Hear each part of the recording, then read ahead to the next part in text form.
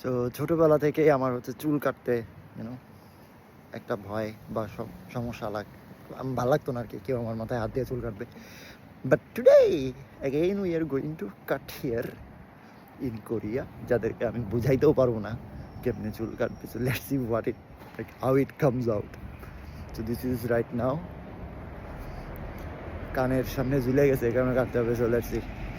So this is the কাট।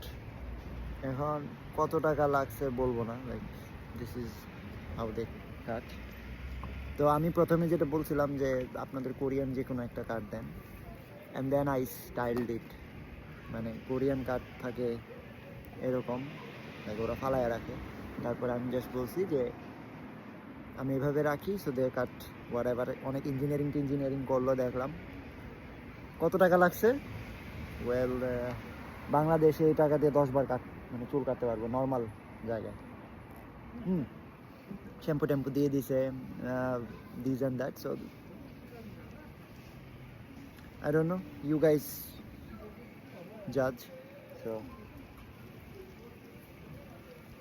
আপনারা জাজ করেন কীরকম হয়েছে, and that's it. That's the first time experience.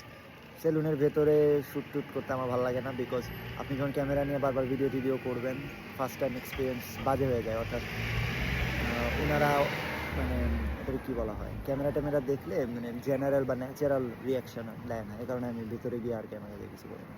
So that's it, that's the first time hair cut in Korea. ও, and we got a coffee. So normally এই কফিটার দামই 450 টাকা normal মার্কেটে।